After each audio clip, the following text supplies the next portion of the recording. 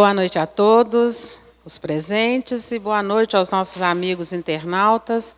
Sejam bem-vindos ao Centro Espírita Jesus de Nazaré. Hoje nossa leitura do Evangelho está na página 174, item 9, capítulo 17, questão: os superiores e os inferiores. Em seguida, eu passarei a palavra aos amigos facilitadores Márcio Torres e Shirley Milagres, que estarão comentando junto a nós o estudo de hoje. E lembrando a todos que aqui somos todos aprendizes e que a opinião de vocês é muito importante. Quem quiser dar a sua opinião, é só levantar a mão, que levaremos papel e caneta até vocês. Bom estudo a todos.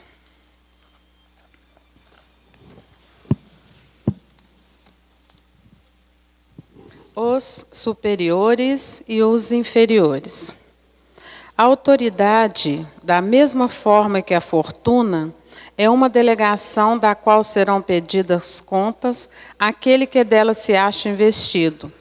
Não creais que ela lhe seja dada para lhe proporcionar o vão prazer de comandar, nem, assim como creem falsamente a maioria dos poderosos da terra, como um direito, uma propriedade. Deus, entretanto, lhes prova suficientemente que não é nenhuma e nem outra coisa, uma vez que las retira quando isso lhe apraz. Se fosse um privilégio ligado à sua pessoa, ela seria inalienável. Ninguém pode, pois, dizer que uma coisa lhe pertence, quando lhe pode ser tirada sem seu consentimento. Deus dá autoridade a título de missão ou de prova, quando isso lhe convém, e a retira da mesma forma. Todo aquele que é depositário da autoridade, de qualquer extensão que ela seja, desde o Senhor sobre o seu servo, até o soberano sobre o seu povo, não deve se dissimular que tem encargo de almas. Ele responderá pela boa ou má direção que tiver dado aos seus subordinados, e as faltas que estes poderão cometer. Os vícios a que serão arrastados em consequência dessa direção ou de maus exemplos recairão sobre ele, enquanto que recolherá os frutos de sua solicitude para conduzi-los ao bem.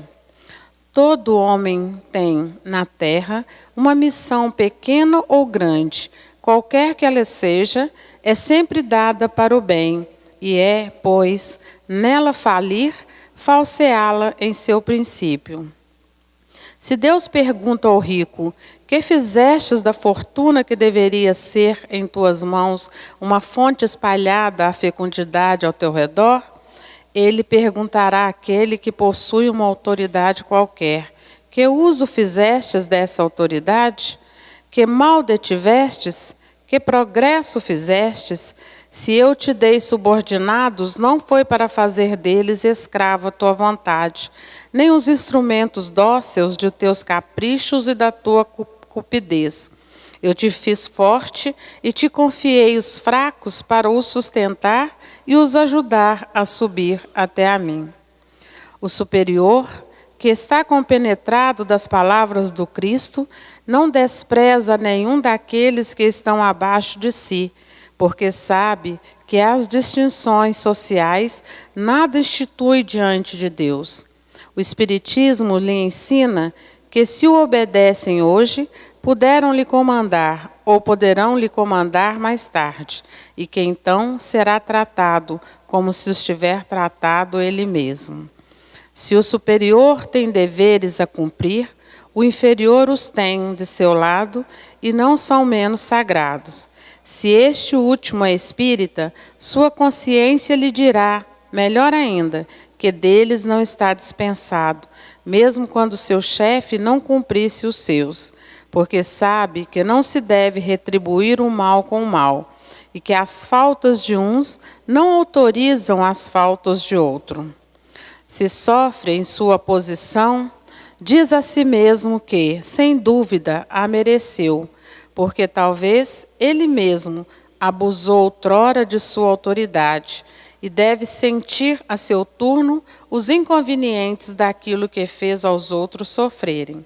Se está forçado a suportar essa posição na falta de achar uma melhor, o Espiritismo lhe ensina a nela se resignar como sendo uma prova para a sua humildade, necessária ao seu adiantamento.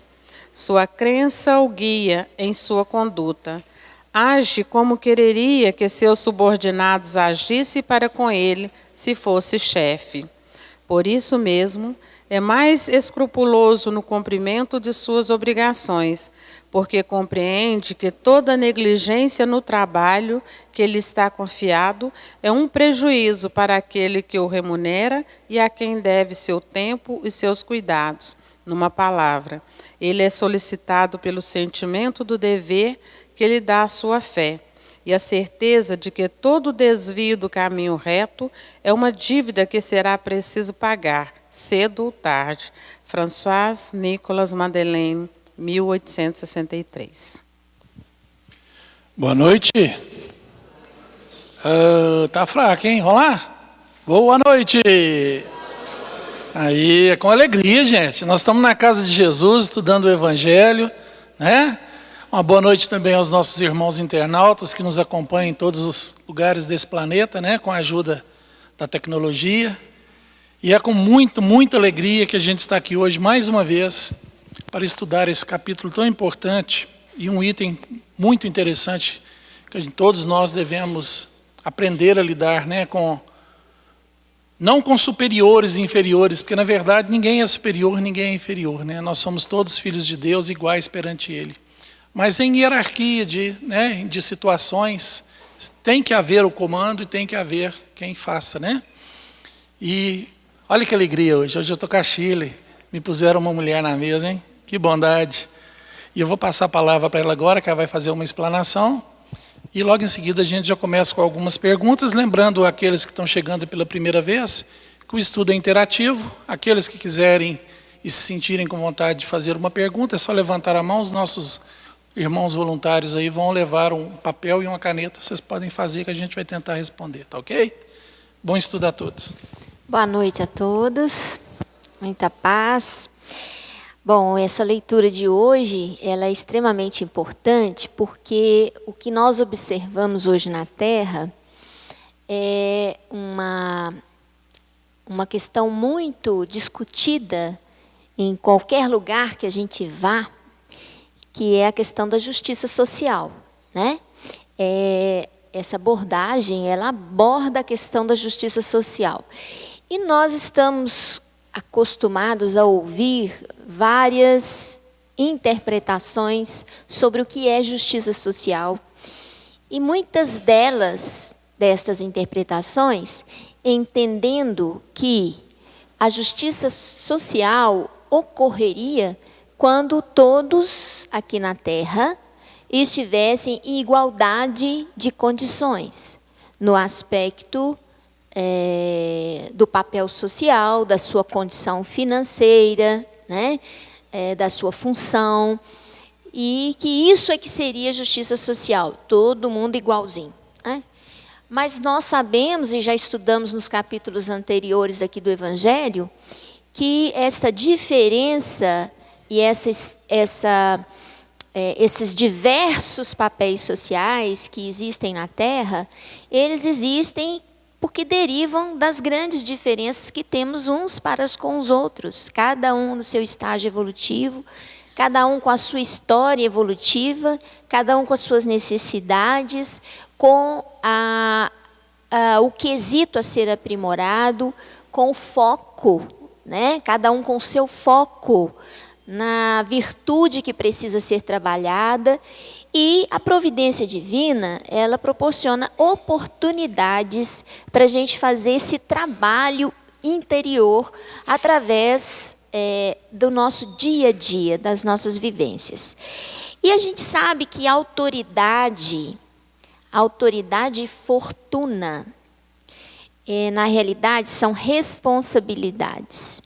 Muita gente entende que autoridade e fortuna é privilégios. E, na realidade, nós, pelo Evangelho, aqui por essa leitura, deu para perceber muito bem que autoridade e fortuna são responsabilidades maiores. Porque aquela criatura que tem um posto de comando sobre outras criaturas, ele assume as responsabilidades sobre o que ele faz e sobre o que os outros fazem, que lhe são subordinados, ao tamanho da responsabilidade. Ao passo que aquele que é o subordinado, ele assume a responsabilidade sobre aquilo que ele faz, principalmente. Então, pelo que eu estou vendo, a autoridade não é privilégio, a autoridade é responsabilidade. E isso lembra uma palavrinha muito simples que o Cristo trouxe para a gente, que se chama talento. Nos remete à parábola dos talentos, onde se distribui os talentos de forma diferenciada. Um recebe 5 talentos, o outro recebe 2 talentos, outro recebe 1 talento. Significando para nós que cada um tem a sua condição, apresenta a sua condição de assumir responsabilidades. Alguns maiores, outros mais ou menos e outros pequenas responsabilidades. Mas que cada um tem a sua. E quem tem a responsabilidade tem o dever de multiplicar o seu talento. Então, aquele que tem 5 tem a responsabilidade de multiplicar para mais 5. O que tem 2 para mais 2. E o que tem 1 para 2, para mais 1. Então, na realidade, autoridade e fortuna tem que deixar de ser visto como privilégio e ser visto como responsabilidade. Porque isso será nos cobrado. Por quem? Não pela nossa consciência. Não por uma pessoa exclusiva para isso, um juiz, não. Mas pela nossa consciência. Porque as leis divinas, elas estão escritas, na nossa consciência. Então, à medida que nós progredirmos, à medida que nós assumimos responsabilidades, é porque nós temos condição de assumi-las. E se nós as assumimos, nós temos que dar conta delas, E isso será cobrado por nós mesmos. Outra coisa que eu gostaria de lembrar é que a autoridade e a fortuna, ela é uma prova que vai trabalhar na gente o quê? O que ela vai combater? Fazer a gente aprender a combater o orgulho, a combater a ambição, a combater o egocentrismo, Porque quem tem autoridade, quem é chefe, ele tem que aprender a valorizar o outro, a confiar no seu funcionário. Ele precisa descentralizar responsabilidades, ele precisa aprender a dividir tarefas, coordenar tarefas, Ele precisa ser humilde para ouvir críticas, e ele precisa ser firme para tomar decisões, ele precisa desenvolver a coragem, a integridade, a ética, ao passo que aquele que é o subordinado, que tipo de prova, que tipo de trabalho moral está sendo executado naquela função? A função de ser humilde, a função de ser solidário, a função de ser responsável com a tarefa que lhe cabe, de cumprir a meta estabelecida, de contribuir para o crescimento da equipe, da empresa, de onde ele trabalha, de ser muitas vezes resiliente, porque às vezes a criatura está numa função de trabalho que muitas vezes não corresponde à qualificação que ele tem. Ou seja, do ponto de vista de preparo técnico, pode ser que aquela criatura tenha condição de estar numa função um pouco melhor. E muitas vezes está desempenhando uma função que está aquém da sua qualificação técnica. E isso muitas vezes causa uma certa angústia, né? Uma certa ansiedade, um certo desejo de estar numa função que corresponda à sua qualificação. E com isso, a gente tem que trabalhar a resiliência, a resignação, a compreensão das leis divinas. E é claro, sempre tendo em vista que quando o servidor está pronto, o serviço aparece. E é na hora que nós estivermos em condição de assumir maiores responsabilidades, elas virão certamente bater na nossa porta, né? E eu queria, aproveitando esse ensejo, já iniciar uma primeira pergunta, pode ser? Eu queria perguntar, Márcio, qual que é a diferença que existe entre autoritarismo e autoridade? Isso. Ele inverteu e não me avisa. A diferença entre autoritarismo e autoridade. Autoritarismo é aquele que impõe a sua forma de fazer, de pensar, de agir, né? É aquele que se coloca como superior aos outros e impõe a sua condição. A autoridade é aquele que é por ser, né? É aquela pessoa que tem a qualificação, tem a experiência, tem a forma adequada de tratar, de cuidar, de agir, trata com respeito o seu semelhante, mas tem a autoridade sobre ele. É aquela pessoa que quando te pede uma coisa, você não dá conta de falar não para ela, né? A natureza é tão grande, né? A forma como ele fala e o respeito que a gente tem por essa pessoa, porque a gente conhece a sua vivência, a sua vida, a pessoa que ela é, a gente simplesmente aceita a sua responsabilidade. Então, a diferença principal que eu vejo entre autoritarismo e autoridade é justamente isso. É a separação entre aquele que acha que é e impõe a sua condição e aquele que realmente é e não impõe, mas acaba convencendo a fazer por si só, pela sua forma de agir. Eu queria até, aproveitando isso que você colocou, a gente encontra coisas muito interessantes que não estão só nas obras espíritas, né? E tem um livro muito interessante que eu acho que todo mundo já ouviu falar nele, porque toda hora na internet estão fazendo até congressos sobre ele, essa coisa toda, que se chama O Monge e o Executivo. Alguém já leu O Monge Executivo? Então, quem não teve oportunidade de ler, é uma obra muito interessante que trata muito dessa questão de autoridade, né? Mas lembra uma frase de Bezerra de Menezes, que sintetizou muito esse livro. Bezerra de Menezes fala o seguinte, que a palavra convence, mas só o exemplo arrasta, né? E esse livro, ele trata muito disso, que o verdadeiro chefe, vamos dizer, superior, né? Ele governa, ele tem autoridade que não é imposta, mas é uma autoridade que é dada por sua equipe. A equipe transfere a ele a responsabilidade. Ele tem uma liderança pela sua própria capacidade e pelo exemplo que ele dá. Então, o verdadeiro líder é aquele que trabalha em conjunto, né, com a equipe, que é capaz de, muitas vezes, fazer uma tarefa que é de um funcionário, uma tarefa simples, o funcionário não veio, e ele tem condição de fazer aquela tarefa naquele momento, substituindo esse funcionário, ele vai lá e faz aquela tarefa com naturalidade, né? Não se sente menosprezado, não se sente menor e nem acha absurdo isso, né? E a questão do funcionário também, que a gente sempre costuma falar muito daquele que é o chefe, né?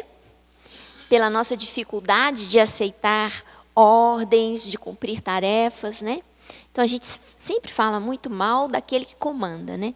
Mas o subordinado também, por sua vez, ele tem que aprender a dar valor ao trabalho que ele tem, à função que ele exerce, Ele entender a importância que tem a tarefa, por mais simples que ela seja naquele local de trabalho. Uma coisa muito simples da gente ver é quando aconteceu aqui em Divinópolis, uma época que estava tendo uma greve dos garis. Vocês se lembram disso? Que teve uma meia greve, não foi uma greve total, mas teve uma meia greve dos garis, que a gente saía na rua e via todo o lixo amontoado na rua. Eu tenho certeza que todo mundo percebeu muito bem a importância dos nossos funcionários da limpeza urbana, né? E seria muito bom para eles que eles entendessem a importância que isso tem, né? Porque aí ele deixa de olhar só para cima e olha para o seu trabalho e valoriza aquilo que faz. Lembrando sempre que a alternância de função, ela existe como lei, né? Então a gente tem hoje na condição, às vezes, de comando, numa próxima reencarnação, você pode estar na condição de subordinado, né? E você vai encontrar na sua vida criaturas que vão lidar com você da mesma forma com que você lidou, para poder te dar um pouquinho do remédio que você usou, né? Para ver se você vai gostar, né? Tem uma pergunta aqui que tem tudo a ver com essa aí. A pessoa pergunta assim: entre os espíritos existem superioridade? Se existe, como se baseia essa superioridade? Veja bem, existe a superioridade, a gente sabe. Tanto é que a gente conhece o nosso maior superior aqui, né? Que é o nosso companheiro, nosso irmão, nosso modelo e guia, que é Jesus, né? Por que ele é o governador do planeta? Quem é esse ser que é Jesus? As outras religiões cristãs falam que ele é filho de Deus, né? O filho primogênito, o filho privilegiado. Mas a doutrina espírita vem nos explicar que não. Que Jesus é um espírito criado por Deus, da mesma forma que eu sou, que vocês são, como todas as criaturas de Deus é. Jesus é apenas um espírito muito mais antigo do que todos nós, que veio de outros orbes, e que se trabalhou internamente e evoluiu até chegar ao ponto de merecer ser governador de um planeta, né? Mas como é que ele virou governador desse planeta? Será que ele participou de alguma eleição, de algum concurso, do Enem, Universal, né? Como é que foi feito isso? Ninguém escolheu Jesus. A sua qualidade o fez. Porque no mundo espiritual, na nossa condição de espíritos, os superiores, hierarquicamente dizendo, né? Aqueles que comandam, que têm por si a responsabilidade de organizar, de comandar, eles apenas o são. O seu ato evolutivo, a sua condição evolutiva faz deles o que eles são. Então não precisa de ninguém apontar, falar, você vai ser isso, você vai ser aquilo, você vai... Não, a pessoa é por si só. Ela assume a tarefa e vai executando. É como a Shirley falou ali, do chefe de setor, o líder. Porque muitas vezes o líder de um determinado grupo não é o chefe. Muitas vezes o líder é um funcionário. É aquele funcionário que chama para si a obrigação, que procura ajudar o companheiro, que procura resolver, que procura comandar os outros ali, explicar e fazer. Esse é o líder. Às vezes o chefe não tem a qualificação. O chefe às vezes tem a qualificação escolar, estudou, né, está ali por um concurso, mas o líder às vezes é um funcionário, que não tem a instrução que o outro tem. Aquele é o líder. Liderar é um ato natural do ser, faz parte dele. É aquele que sempre, não, deixa que eu resolvo, vem cá que eu sei fazer, pode deixar comigo e tal, e ajuda um, ajuda o outro, aconselha, nunca desmerece, sempre motiva. Esse é o ser. E no mundo espiritual é assim que acontece. Né? Em todas as escalas evolutivas, lembrando que Jesus não tem o maior grau evolutivo entre os espíritos. Para quem acha que abaixo de Deus é o Cristo, não é. Acima do Cristo existem muitos outros. Jesus é o maior nosso, do planeta. Mas nós sabemos que o universo é muito grande, existe aí o Cristo da nossa galáxia, né? O Cristo de constelações inteiras, e aí vai. E o geral é o nosso patrão lá, nosso pai, é Deus. Mas, como é que eles se tornaram? Eles se tornaram porque são. Eles se fizeram. Ninguém determinou, não precisa disso no mundo espiritual. É a nossa condição. Aí a gente para pensar, e eu? Como é que eu estou? Como é que nós vamos fazer? Será que um dia eu vou ter condição de ser um espírito amigo, um avalista espiritual de algum outro, como é os nossos amigos espirituais, né, que a igreja chama de anjo da guarda? Será que algum dia eu vou ter a qualificação de ser o anjo da guarda de algum irmão? Será que eu já tenho isso? Nós ainda estamos muito pequenininhos ainda. Nós ainda precisamos trabalhar muito em nós mesmos. Então é uma forma da gente pensar e refletir sobre como é a hierarquia no mundo espiritual, para a gente começar a trabalhar um pouco a nossa condição também. Porque, como disse Jesus, né, vós sois deuses, sois capazes de fazer tudo o que eu faço e muito mais. Ele não falou aquilo naquele momento, já se passaram 2000 anos e ninguém ainda fez, e ainda vai passar mais alguns milhões e ninguém vai fazer. Mas Jesus nos falou como seres espirituais imortais que nós somos. Em algum momento da nossa caminhada imortal, todos nós poderemos ser um Cristo em algum planeta. Olha que delícia, que maravilha. Porque nós vamos chegar lá. Esse faz parte da nossa evolução. Esse é o caminho que todos nós, querendo ou não, vamos trilhar. Porque para Deus só existe uma fatalidade. Uma coisa fatal que nós não conseguimos escapar dela. É evoluir. O espírito não consegue escapar da evolução. Vai lento ou vai mais rápido, dependendo do seu esforço, mas vai. E isso mostra o tamanho do amor de Deus por nós. Tem uma outra pergunta interessante aqui. Condutores, né, de outras seitas religiosas, filosofias, religiões, que não são todos, evidentemente, mesmo conhecendo o Evangelho, né, a palavra de Deus, muitas vezes usam o poder, né, a autoridade religiosa que ele tem, para obter algum tipo de ganho, né? Muitas vezes voltado para os ganhos financeiros, né? E muitas vezes de criaturas pouco esclarecidas e que depositam confiança nesses condutores. Quais são as consequências para essas pessoas, né? Bom, tudo na vida da gente, na natureza, toda ação tem uma reação, né? Tudo que se faz aqui na Terra tem uma reverberação, tem uma consequência. Essa consequência, ela pode representar uma mudança na sua vida atual, na sua reencarnação, ela pode refletir na sua vivência atual, mas ela pode refletir futuramente, porque nós, sendo espíritos imortais, como nós somos, e tendo várias vidas, e a vida espiritual é que é a vida verdadeira, essa vida aqui é uma passagem, né? É um estágio que nós estamos fazendo para aprender. Certamente que nós vamos nos encontrar com todas as dificuldades que nós semeamos no nosso caminho. Se eu semeei problemas, eles não vão desaparecer. Eles terão que ser resolvidos com a minha colaboração. E eu vou encontrar com esses problemas novamente, seja nessa vida, seja em vidas futuras.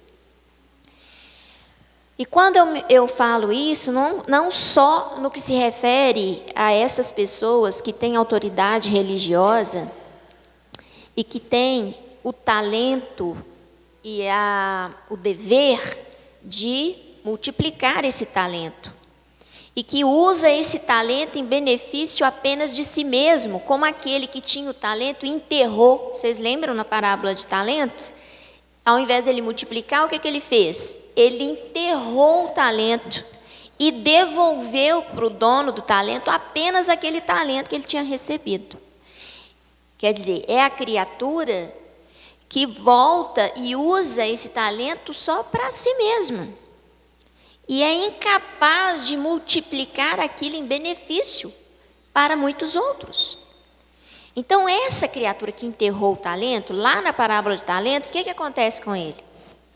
Ele é jogado, lá no sofrimento, onde vai haver prantos e ranger de dentes. Ou seja, então toda criatura que recebe a oportunidade de se tornar um agente da providência divina, com um talento recebido, e não faz com que aquele talento se multiplique, não coloca essa oportunidade a serviço do bem, e muito antes coloca apenas a seu serviço, do seu egocentrismo, do seu bel prazer, então essa criatura, ela vai encontrar com todas as dificuldades e problemas que são derivados desta oportunidade que não foi aproveitada. Dos sofrimentos que ele poderia ter evitado, ele não evitou. Das tragédias que ele poderia ter evitado e ele não evitou. Do crescimento das pessoas que ele poderia ter promovido, ele não promoveu. Ele vai ter que reencontrar com essas dificuldades. Porque a nossa trajetória, embora pareçam ser duas, uma no corpo, outra fora do corpo, ela é única. A gente sai do corpo, mas continua sendo o que é. A gente sai do corpo e continua sendo impaciente, orgulhoso, ambicioso, vaidoso, tudo do jeito que eu estou hoje. Se eu morro aqui agora, daqui a 10 minutos eu continuo sendo e tendo as dificuldades que eu tenho hoje. Por isso que é importante a gente buscar sempre as mudanças e buscar trabalhar para que a gente consiga semear hoje a boa colheita de amanhã. Então, se nós sofremos alguma coisa hoje, sofremos muito, precisamos ter a resignação, a paciência, a coragem de enfrentar aquele sofrimento, porque aí nós estamos semeando a boa semente. Mais à frente um pouquinho, esse sofrimento não nos perturbará. Principalmente se com ele eu conseguir aprender a lição que foi proposta. Se ele veio para que eu adquirisse paciência e eu consegui ser paciente, eu não preciso mais passar por ele. Se ele veio para eu aprender a ser corajoso e perseverante, e eu consegui ser corajoso e perseverante, esse tipo de problema não vai mais aparecer na minha trajetória evolutiva, porque eu já fiz a conquista que era para ser feita com aquele desafio que me foi colocado. Tem uma pergunta aqui, ela não está muito dentro do texto não, mas eu vou ler. A pessoa pergunta assim: por que 2 espíritos têm a necessidade de reencarnar num só corpo? O que eles teriam feito para isso? Eu imagino que a pessoa deve estar falando dos tipófagos, aqueles que nascem grudadinhos um no outro. Isso acontece porque Deus ama demais. Deus tem tanto amor em nós, mas tanto amor em nós, que Ele vai fazer de tudo para que a gente aprenda a amar como Ele nos ama. Jesus falava assim: concilia-te com teu inimigo enquanto estar a caminhar com ele. Isso tem uma amplitude geral na nossa vida, mas também nesse caso. Por quê?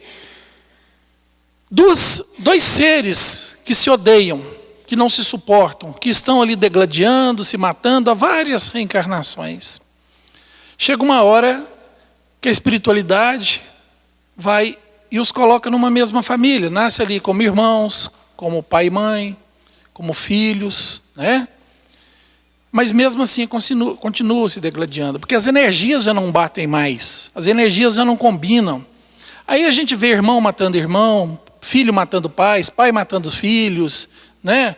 Aquela brutalidade toda, aquela coisa que não combina e um não suporta lhe olhar na cara, porque as energias já não estão, mas estão na família para aprender a se amar. Estão ali para aprender a se amar, mas ainda não foi suficiente.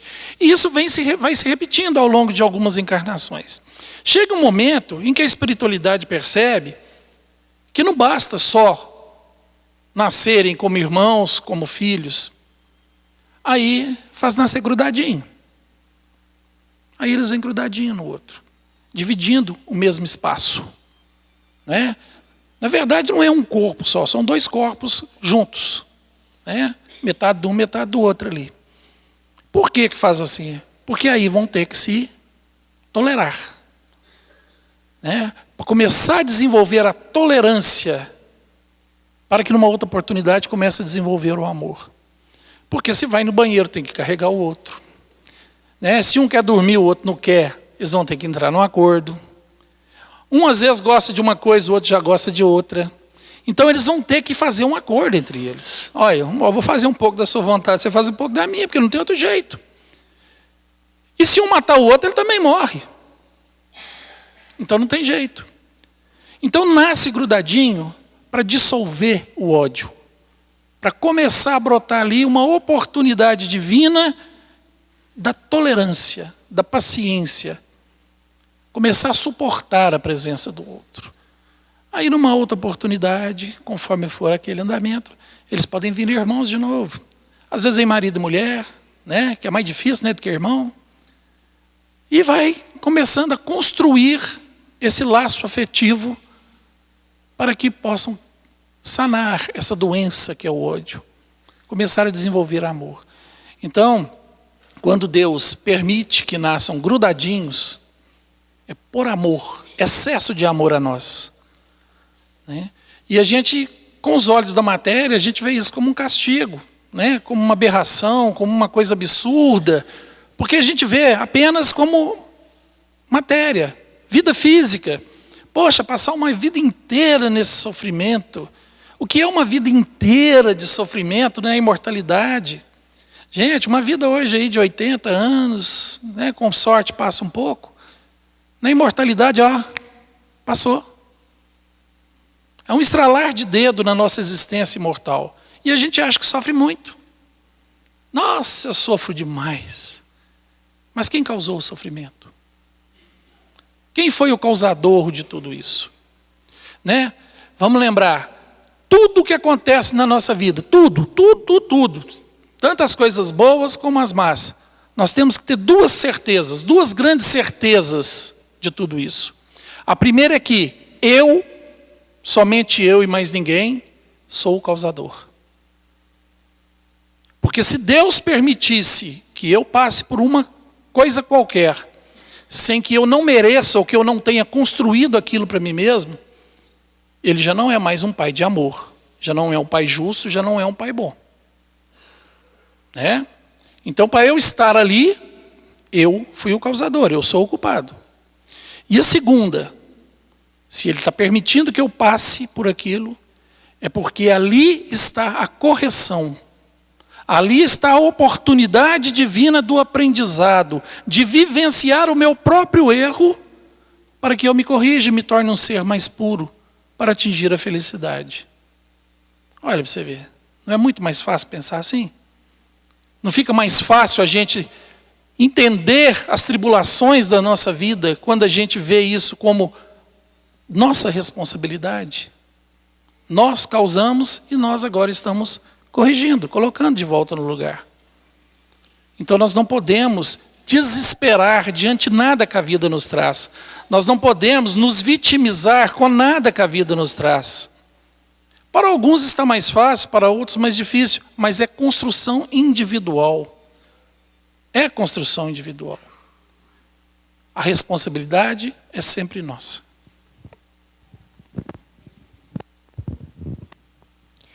Boa noite. O que torna um espírito encarnado superior a outros, acredito que seja a moral, e não a condição financeira ou status. Porque muitas pessoas são moralmente superiores e têm uma vida mais difícil e cheia de obstáculos. Concordo literalmente com isso aqui.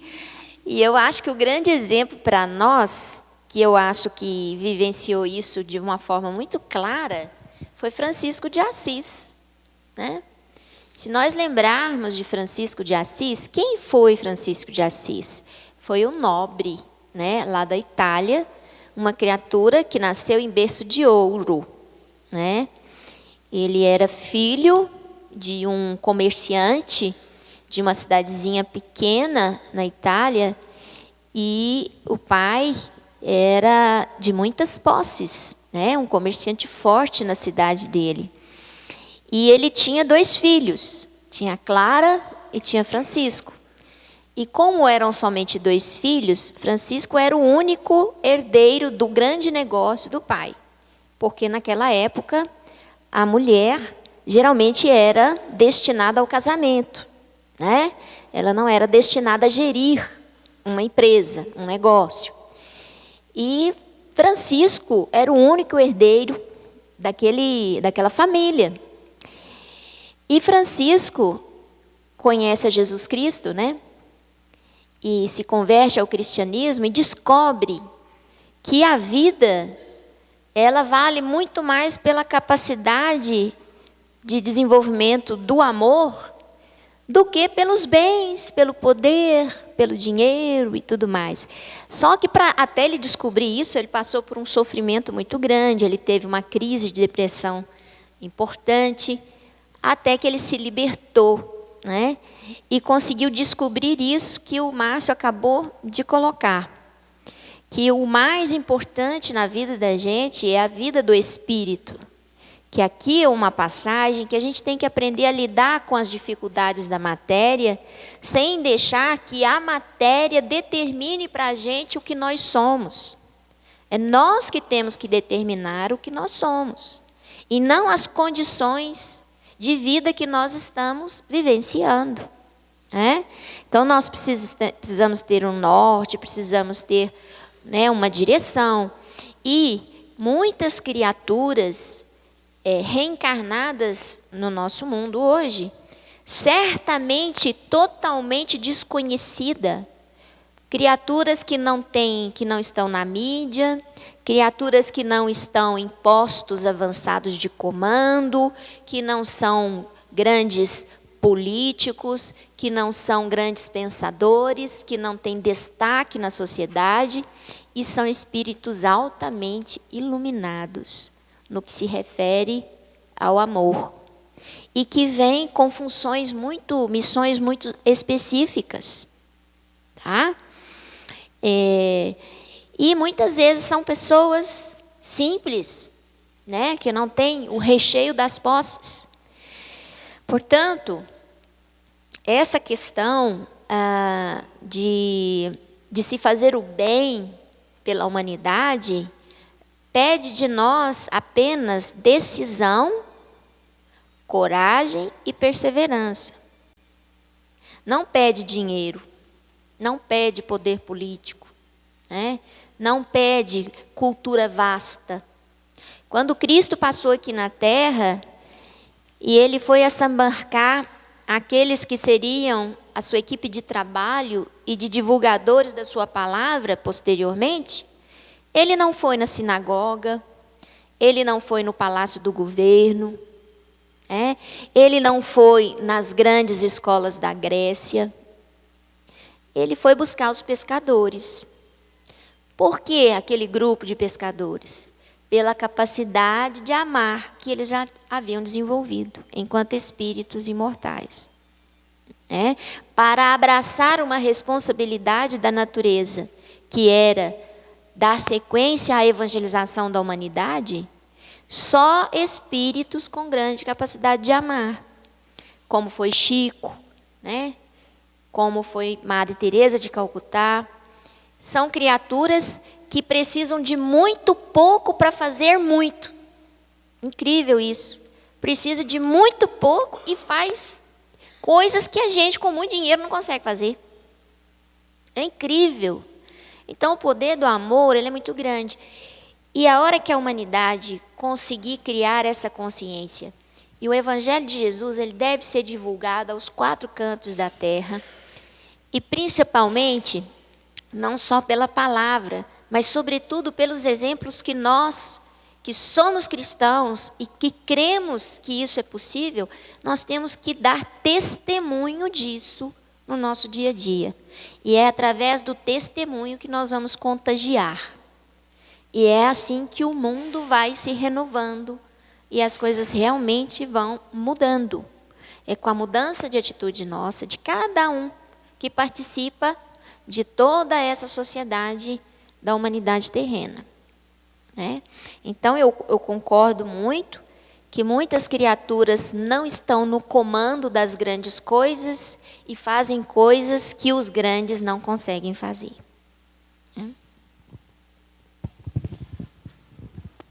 Tem uma pergunta aqui, é quase um texto, mas eu vou ler. Partindo do princípio de que a união conjugal é indissolúvel, o que Deus uniu nada poderá separar, e que essa união pode ser resgate de outras vidas buscando a evolução dos seres, pergunto, como ajudar meu cônjuge a encontrar um caminho da fé, na perseverança de uma prática religiosa, sendo que ele mesmo sempre questiona todos os dogmas e não pratica nenhuma religião? E ainda, o outro poderá ser cobrado em outro plano espiritual por não ter conseguido ajudá-lo, mesmo sendo o companheiro irredutível? Bom, primeira coisa, quando fala que o que Deus une, o homem não separa, não está falando do casamento, né, gente? Está falando do amor. Né? Porque o juiz separa, não separa? A gente vai lá, assina, o juiz vai lá e desassina para nós. Não é assim? Então o casamento, ele é dissolvido, sim. Mas quando fala que o que Deus une, não separa, é o sentimento, é o verdadeiro amor, é o verdadeiro compromisso. A pessoa pode estar lá no Japão, a gente continua amando. A pessoa pode ter desencarnado, a gente continua amando. E quando desencarna também, continua amando lá de lá. Por quê? O que Deus une, o homem não separa. O que o amor une, Deus é o amor.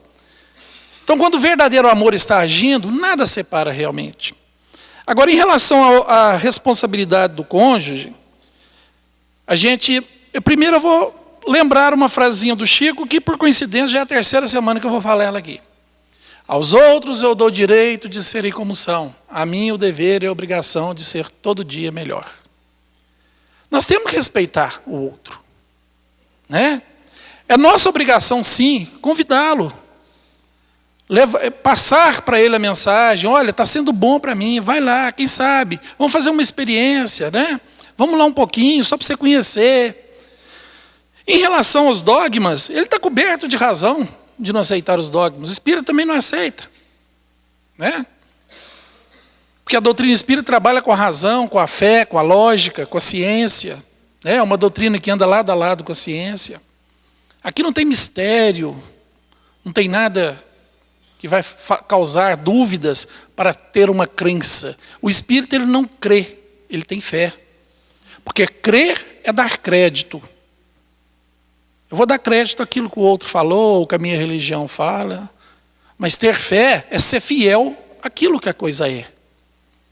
A palavra fé vem de fidelis, né? Do grego lá, fiel àquilo que é. Se eu falar com vocês que isso é um copo d'água, todo mundo vai ter fé que isso é um copo d'água, porque todo mundo está vendo que é um copo d'água. Então isso é ter fé. É realmente ver e entender e falar, existe uma lógica, uma razão, um porquê. Isso é fé. E é assim que o espírito age. Agora, a oração vai ajudar o cônjuge, né? O exemplo, a nossa querida acabou de falar aqui. Porque o que vai trazer as pessoas é o exemplo, não a palavra.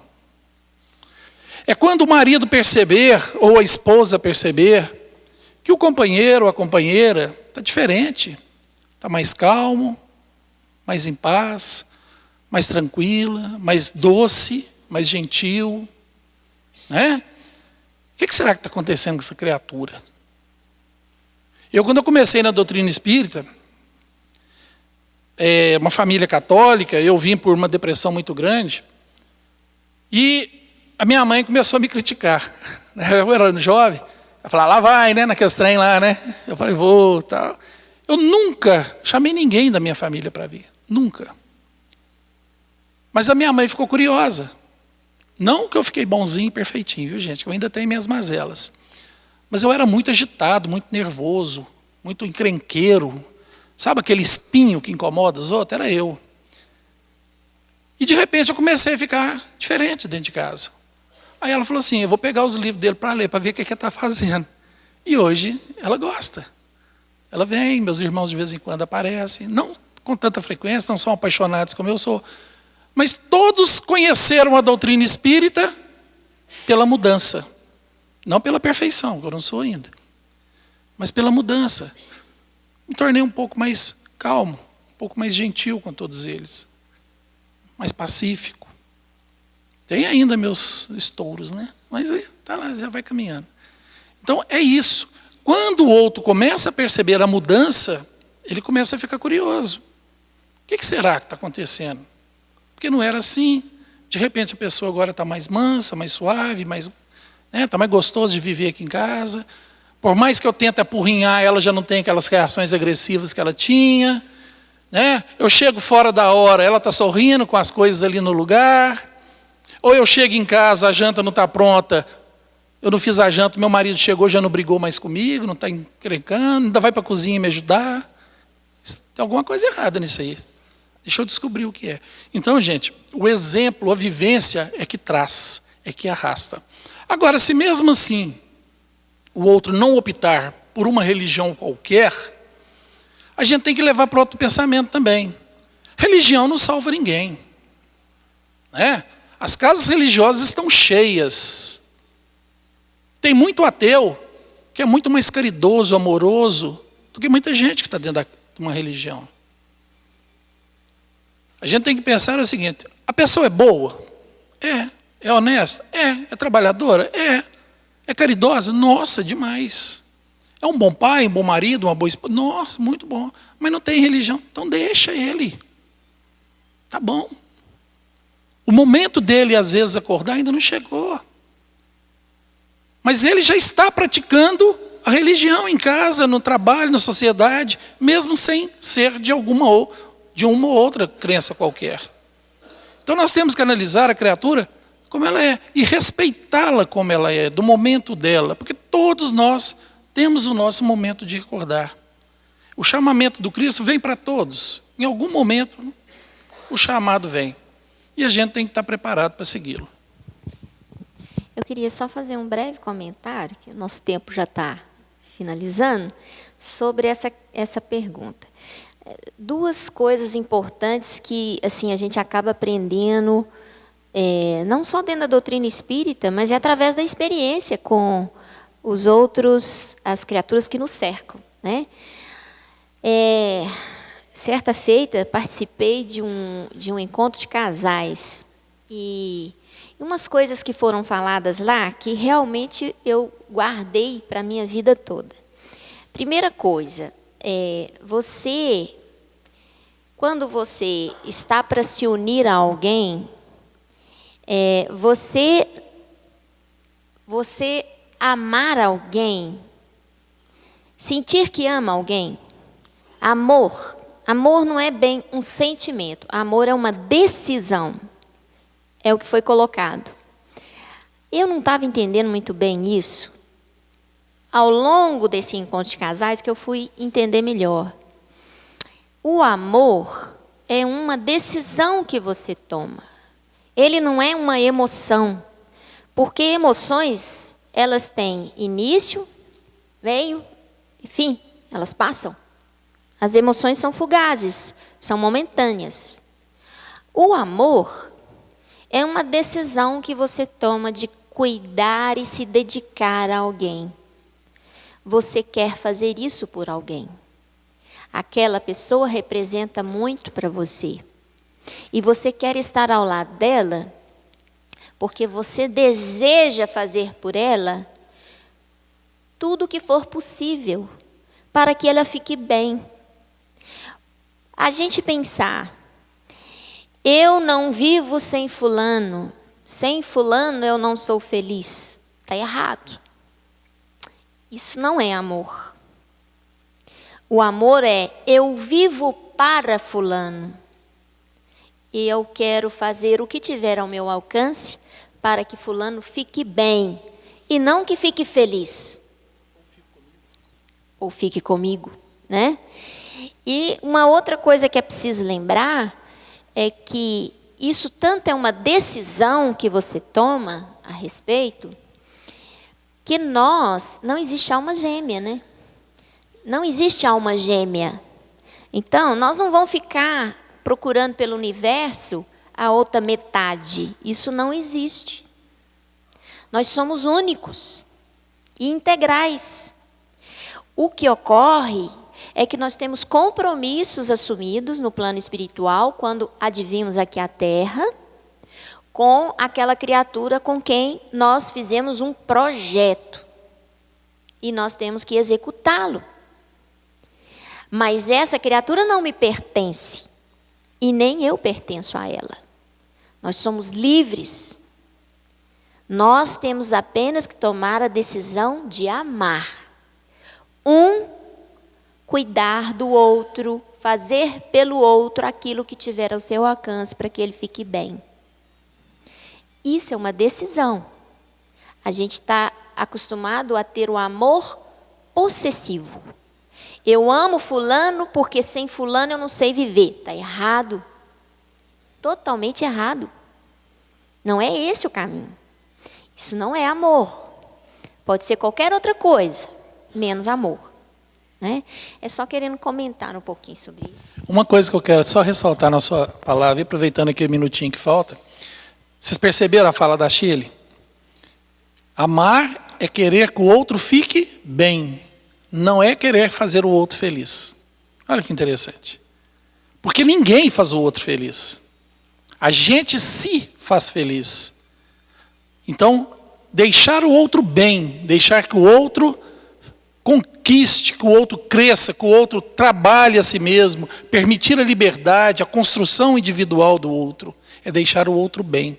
Porque se eu vou pensar, eu quero ser feliz, então eu vou casar com esse ou com aquele, não vai não. Não vai não, que o trem vai pegar. Né? União é para crescimento em conjunto.